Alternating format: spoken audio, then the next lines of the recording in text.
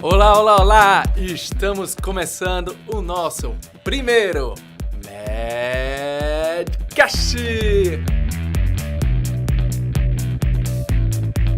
O meu, o seu, o teu, o nosso podcast. O nosso podcast. Hoje é dia 20 de outubro de 2022, 20 de 10 de 2022, e estamos começando o nosso primeiro episódio da primeira temporada de podcast de Medcast, tá certo? E para iniciar, vou me apresentar. Meu nome é Rafael dos Anjos, sou estudante de medicina e pertenço à Liga Acadêmica de Prática Médica do SUS. E aqui, juntamente comigo, está a minha parceira, Suiane França. Ok, ela aqui é a minha amiga de turma, colega de turma e também colega de liga. Olá, Suiane, tudo bom? Rafa, um prazer enorme estar aqui começando esse novo desafio. Somos estudantes de medicina e estamos aqui para falar de saúde, de coisas boas, de novidades, enfim. Isso. O Medcast vai ser um sucesso, já é um sucesso e a gente vai arrasar aí nos próximos momentos. Já estamos começando arrasando. Hoje nós estamos aqui com um tema muito, muito especial, um tema bastante importante, porque nós somos uma liga de práticas médicas no SUS e eu acho que a gente tem que falar principalmente também da questão da atenção básica. E temos um tema hoje que fala sobre refugiados e imigrantes, pacientes na atenção básica, refugiados e imigrantes. Muito importante. Nós estamos em sintonia com o pessoal do Serviço Jesuíta a Migrantes e Refugiados de Belo Horizonte, que é o nosso parceiro super importante nesse podcast, no Medcast, juntamente com o IBCM Med e o ecossistema Ânima de Educação e Saúde, que digamos assim, o direcionador do curso de medicina da Universidade de Potiguar, onde nós estamos falando, né, de Natal, Rio Grande do Norte, Brasil e mundo. Isso Mas mesmo. aqui, para brilhantar a nossa noite, eu já anuncio a nossa convidada especial, nossa professora de Antropologia em Saúde, do curso de Medicina da UNP, professora Catiane Fernandes Nóbrega. Importante demais. Importantíssima e querida e ilustríssima professora. Ela é nossa professora, psicóloga, doutora em antropologia. Seja muito bem-vinda, professora Catiane. É um imenso prazer estar aqui com você. Muito obrigada, Suiane, muito obrigada, querido, porque eu estou aqui muito feliz mesmo de poder participar desse momento, que eu acho que vai ser muito bacana. Vai ser muito bacana mesmo. Rafa, muito obrigada pelo convite, certo? Ótimo, professor. Eu sei que você vai trazer muita sorte para a gente. Tomara que eu possa aqui ajudar em alguma coisa. E a gente fala especialmente para estudantes e profissionais de saúde, né? Que estão voltados para essa temática de migrantes e refugiados aqui no Brasil e principalmente para os nossos colegas, amigos, futuros profissionais de saúde e aqueles que já estão em contato com essa galera, né? Que já estão em contato com essas pessoas que precisam cada vez mais de uma atenção em saúde bem qualificada. Então vamos lá, professora. Já entrando no nosso tema, vamos começar, né? Falando um pouco, de modo geral, sobre a importância do olhar do profissional da saúde, né? Pensando na prestação de serviço em respeito à diversidade cultural. O que a senhora, como antropóloga, acha nesse atendimento, né, para essas pessoas de outras culturas que saem refugiados, como, por exemplo, temos aqui em Natal os venezuelanos, né, que a gente vê, às vezes, aí nos sinais pedindo, né, dinheiro e tal. Qual é o seu olhar, o que é que a senhora podia, como antropóloga, falar para a gente, né, nesse primeiro atendimento? Bom, sua pergunta ela é muito interessante, porque ela sinaliza a importância da gente se abrir, né, para a questão da diversidade cultural, certo? Então, falar da diversidade cultural significa o quê? Implica, na verdade, você se abrir para as diferenças culturais. E é muito difícil hoje uma pessoa se encontrar aberta à diferença cultural, né? Isso é de fundamental importância no serviço, tá? Quando você se permite, né, discutir a diversidade cultural, né, na sua prática do dia a dia, né, seja da medicina ou de um ou outro serviço de saúde, da área de saúde, você se permite ver essa diferença, mas você se permite entender como a cultura ela afeta o comportamento das pessoas, né? Como a cultura afeta o pensamento, a visão de mundo das pessoas e, especialmente, como a cultura ela afeta o processo de adoecimento, o processo de saúde e doença. Né? Então, a gente não pode descartar, certo? A gente não pode deixar de olhar para essa questão da diversidade cultural. Ela é de fundamental importância. Ora, quando eu me permito, sou um profissional de saúde e me permito olhar para esse processo, enxergar a diversidade cultural, certo? E especialmente a diversidade cultural dos refugiados, porque a gente recebe refugiados do mundo todo. Isso. Não é verdade? Não é? A gente começa a se questionar quais são as barreiras, certo? Quais são as barreiras que a gente precisa lidar, né? Que barreiras culturais existem. Então, a primeira barreira que você vai olhar ali é a barreira cultural, certo? Então, quando você vê esse processo, você diz assim, poxa, não é? Eu estou preparado para enfrentar essas barreiras. A primeira barreira que eu me deparo é qual? É a barreira linguística. Então, você no seu curso de medicina, você se sente preparado para isso? Né? As pessoas, porque você precisa, né, ter na formação para poder levar para o serviço. No serviço, a gente encontra um olhar direcionado para essa questão, então tem que haver uma sensibilidade. Né? A sensibilidade, ela parte de diferentes ângulos, né? Diferentes perspectivas, digamos assim. Né? Então, é preciso que o aluno ele fique sensível, é preciso que as pessoas do serviço fiquem sensíveis, é preciso que nossos governantes tenham também essa sensibilidade, é preciso que as universidades também fiquem sensíveis à questão da diversidade cultural. E, assim, é preciso discutir na universidade. A gente precisa começar essa discussão.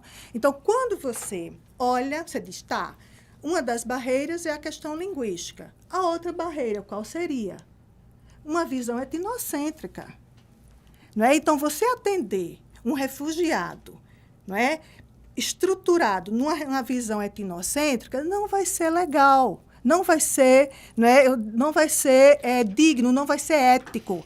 Então, a gente precisa desenvolver uma postura ética, não é, nesse atendimento, e quebrar a barreira do etnocentrismo, eu acho que é importantíssimo. O que seria, para a gente falar mesmo para o público, o que seria uma visão etnocêntrica? Né? Tá. Uma visão etnocêntrica é quando você considera os seus valores, o seu ponto de vista, não é, superior ao valor do outro, ou o único parâmetro a ser considerado no processo.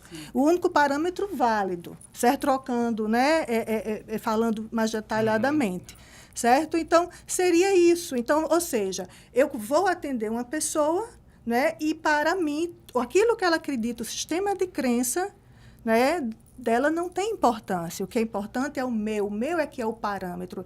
Então, se você faz uso, né, desse princípio, né, dessa postura, ora, você está sendo antiético, você está sendo desumano. Bota né? tudo a perder do que a gente aprende na faculdade, exatamente. O acolhimento. Né? A universalidade do princípio do SUS, né? O atendimento a todas as pessoas e tal, e de repente eu acho que aquela pessoa, ela está no meu país, ela está invadindo um espaço e não tem a mesma aquela medicina centrada na pessoa, né? E aí o que eu sempre digo, olha, né, que eu digo muito em aula e vocês são, né, vocês podem constatar isso.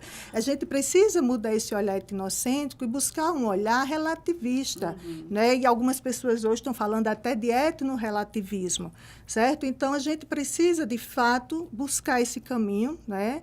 E com isso na hora que a gente entende que existem essas barreiras, que são de inúmeras ordens, tem aqui só duas, certo? Na hora que a gente entende, né, que você está diante de uma pessoa, certo? Não é? Essa pessoa ela tem potencialidades, porque o refugiado é alguém com potência.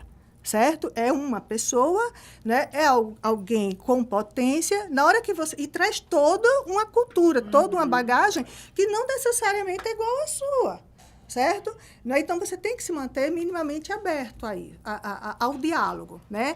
Na hora que você se mantém minimamente aberto ao diálogo, o que você se depara? Você se depara, né? Ou seja, eu me mantenho minimamente aberta ao diálogo, mas eu tenho como norte, como princípio, a diversidade cultural. Então, como eu tenho como norte o princípio a diversidade cultural, o que eu consigo constatar? Que nessa relação, que nesse encontro, existe aí pelo menos 3 culturas. A cultura do paciente, no caso, a cultura do refugiado, né? A cultura do profissional de saúde, que no caso de vocês vai ser o médico, né? E a cultura da medicina, né? Sim. No caso de vocês, da área da medicina. Tá? Então, ou seja, são 3 culturas que estão minimamente ali presentes no encontro, o encontro clínico, você tem minimamente essas 3 culturas, e que podem estar em choque. Certo? E você tendo que manejar tudo isso, né? 3 culturas superpostas, às vezes, né? Ou em choque, completamente em choque, certo? Então, é preciso olhar, enxergar esse processo, não é? Enxergar criticamente, né? Questionar e dizer como é que eu posso mudar, como é que eu posso ser sensível, né?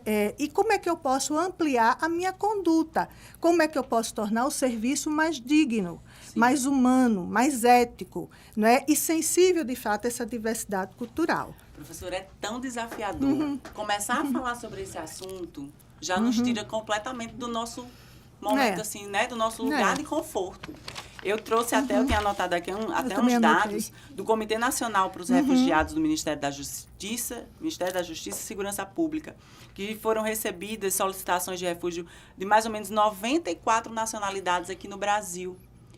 Olha que número expressivo. 94 tipos de nacionalidades diferentes estão em busca de refúgio aqui no Brasil. Então assim, são... E nós estamos preparados... formas de pensar, diversas culturas, diversas formas de pensar, diversas formas de agir, de se comportar e diversas formas de conceber o que é saúde, né? Então, assim, eu acho que esse papo provoca muito a gente, principalmente para a gente sair da nossa bolha, sabe? Entender as pessoas nas suas singularidades. Porque dentro dessas pessoas que chegam aqui, eles chegam em conjuntos completamente diferentes. São crianças, são idosos, são pessoas com problemas cardíacos, pessoas diabéticos, hipertensos, pessoas com problemas de saúde mental. Então, são muitos pacientes, diversos tipos de pacientes que precisam de ajuda aqui. E essa mentalidade não deve ser só do médico, né? Principalmente na atenção primária, tem que ser desde a entrada, lá, do porteiro, da recepcionista, do enfermeiro, da técnica, do dentista. É realmente da área toda da saúde. É de extrema importância, porque atender essas pessoas, né, como elas merecem. Eu queria falar sobre algo que você falou aí no início, professora, dessa concepção de saúde e doença, né?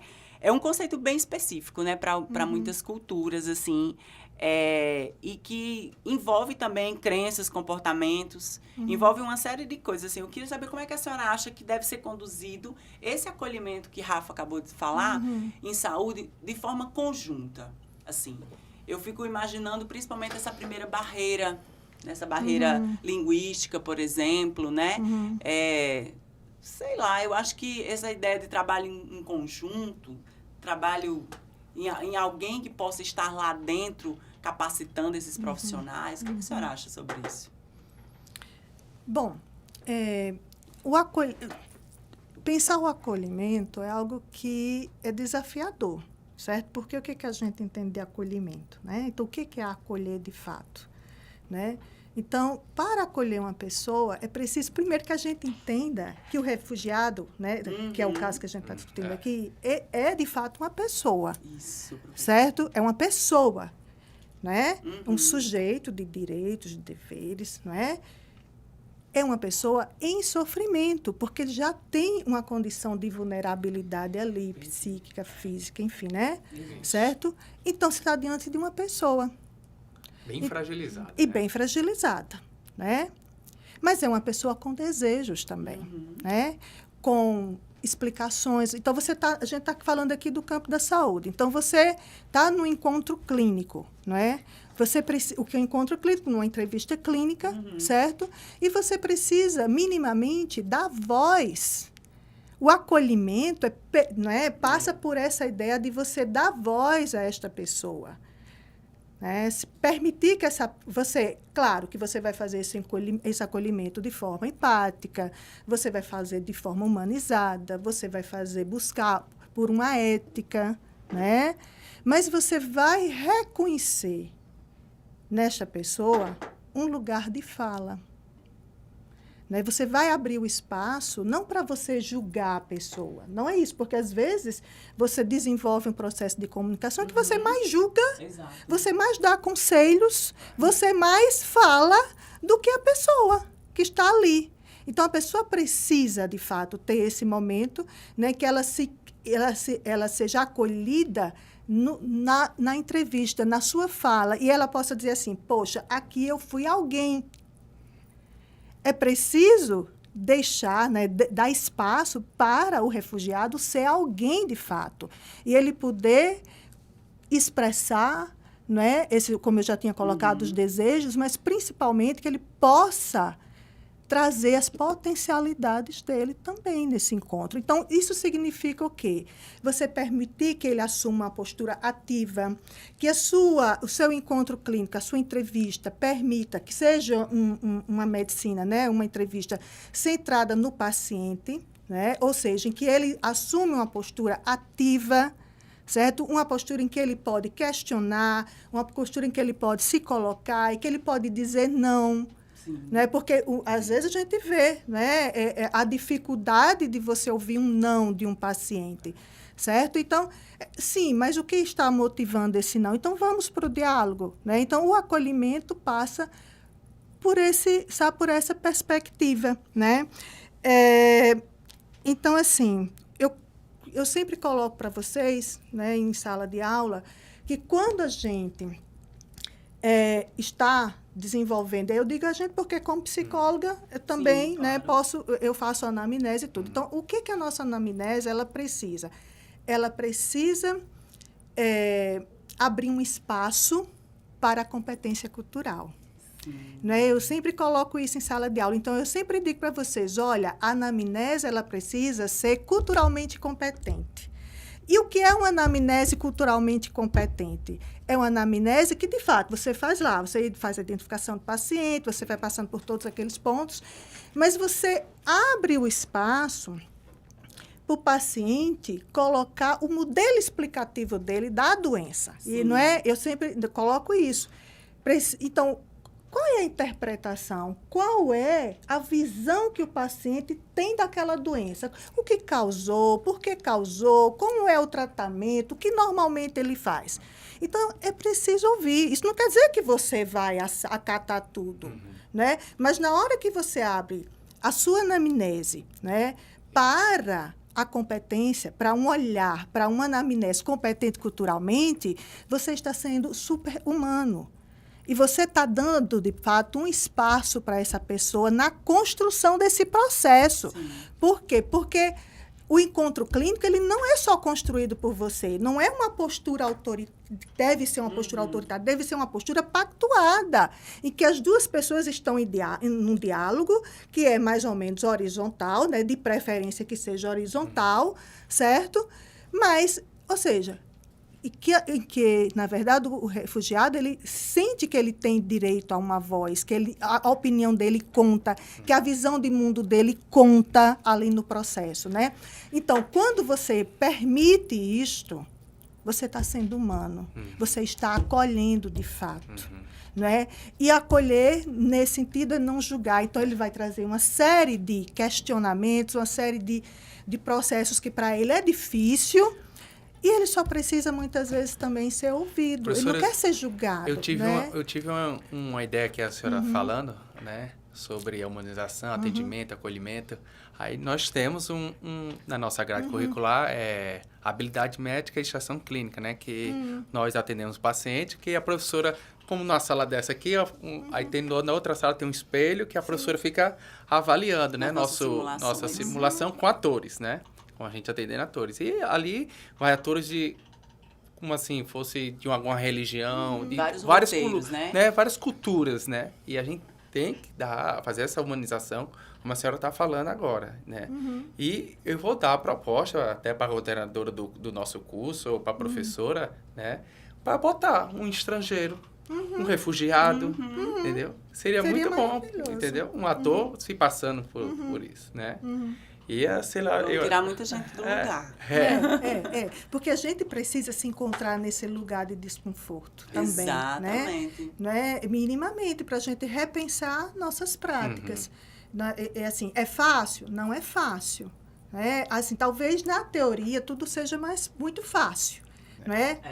Isso é tudo fácil, mas na prática não é. Né? Você vê claramente, eu já pude também participar em vários semestres, não agora, mas dessas simulações que são feitas, né? E a gente vê o desconforto do aluno quando ele tem que lidar com essas questões. Né? É difícil, né? Para eles. E aí a gente vê o quanto, e eles também reconhecem, vocês, né, podem conforme confirmar isso, o quanto, de fato, é interessante e enriquecedor quando a gente provoca essas discussões, de fato, E às vezes o desconhecimento desses aspectos tão importante que a gente está falando aqui, eu acho que ele gera muito do que a gente pontuou assim sobre essas questões de violências, isso né? De violências médicas, de violências na forma física de tratar, violências inclusive subjetivas, né? Que contribuem muito para esse momento em que essas pessoas estão tão fragilizadas num outro território, numa outra cultura, num outro momento, e que muitas violências físicas podem acontecer a partir disso, né?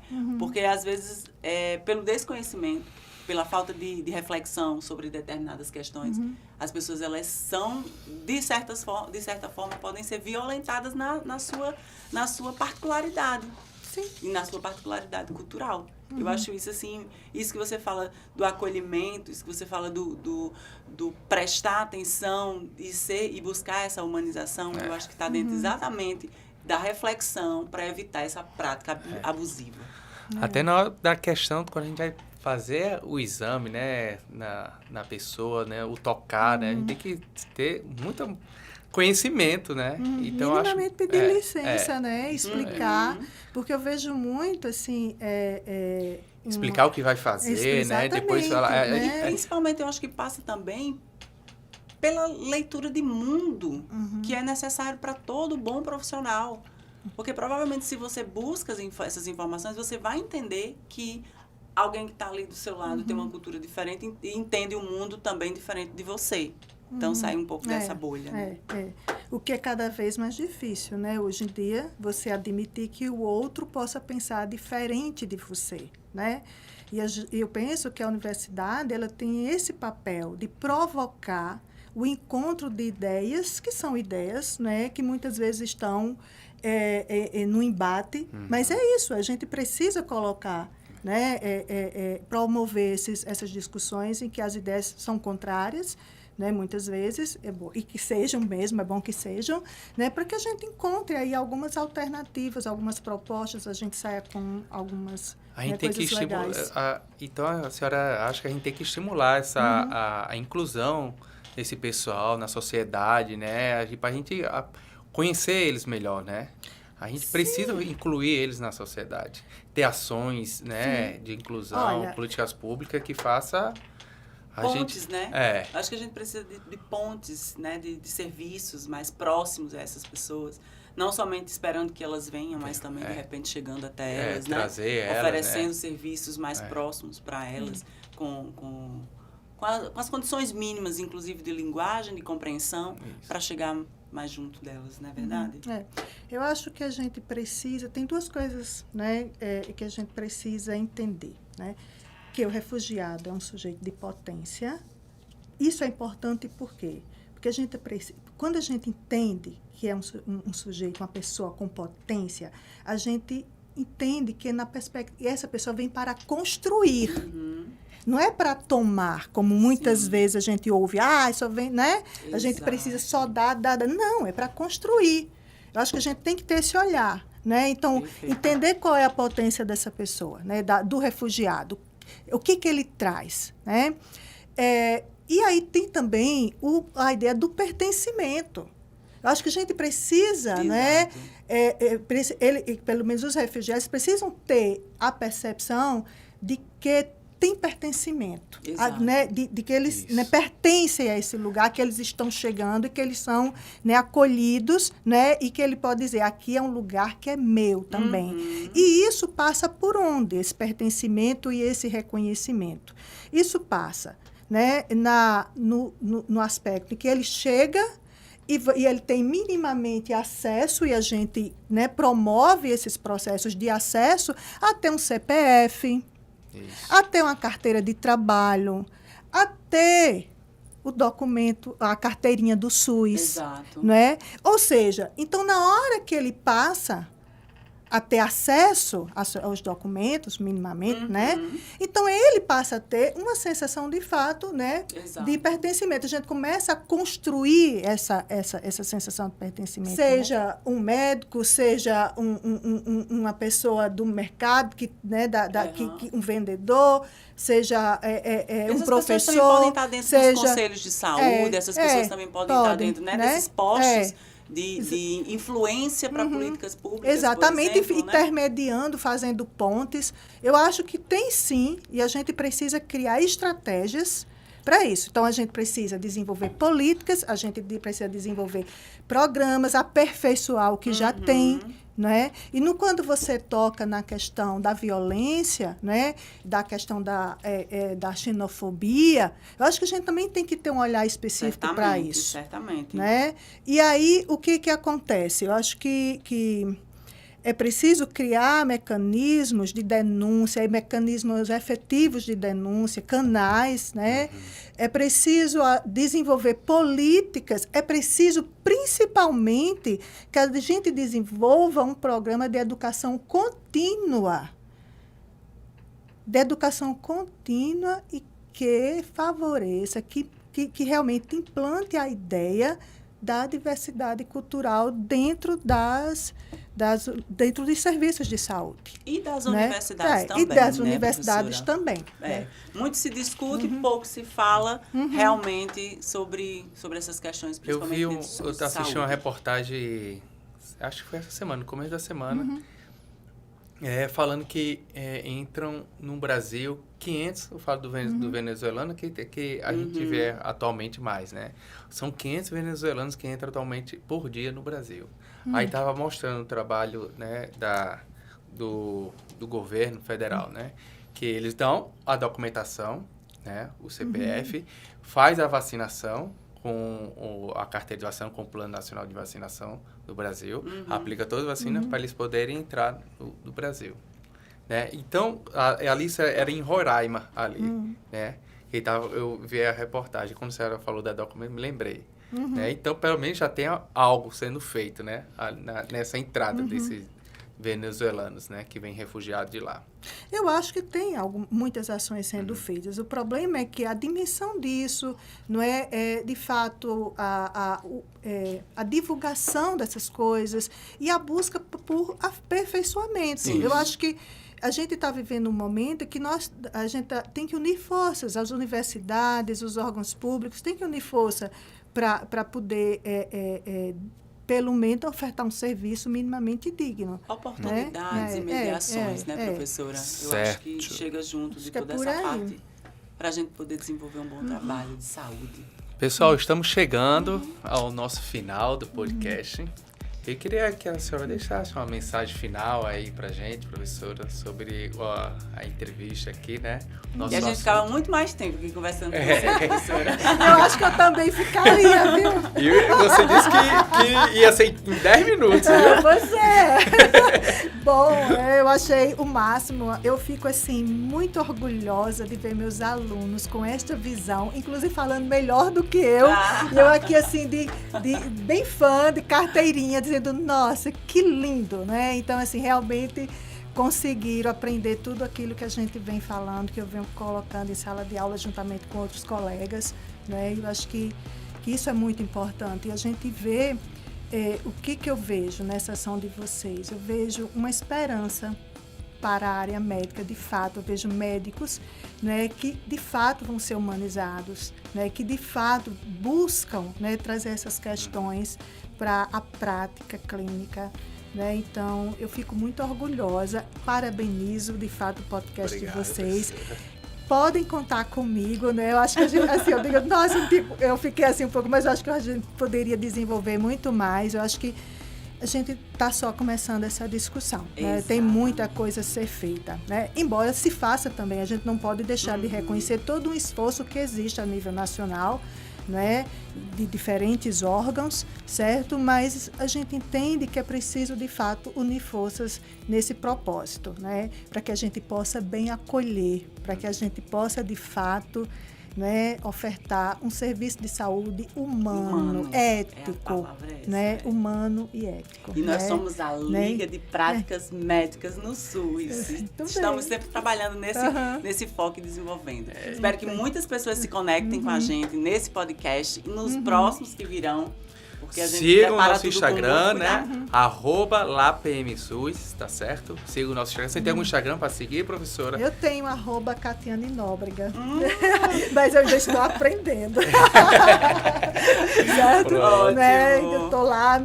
O do projeto, já tem um Instagram do projeto de extensão? Não, mas os meus alunos irão fazer. Então, vamos fazer. Eu participo aqui do projeto da professora. Quero elogiar aqui a professora em público, né, Suiane? É isso mesmo. Nas aulas dela, a aula de antropologia, muitos alunos já não querem se interessar muito, né, professora? Mas a professora se esforça, faz uma metodologia e prende a atenção de todo mundo na sala de aula. Eu já agradeci uma vez, né? Porque o esforço dela, tá de parabéns, viu, professora? E você a gente segue, né, os seus conselhos, a gente vê você e tem você como exemplo. Muito tá obrigada, certo? eu fico muito honrada e muito grata. Professora, arrasou. Então vamos lá, galera, vamos seguir o nosso Instagram. Vocês podem mandar direct lá pro nosso Instagram a respeito de outros assuntos que vocês queiram para os próximos podcasts e ficam ligados lá no nosso Instagram que teremos a data do próximo podcast, tá certo? O meu, o seu, o nosso podcast.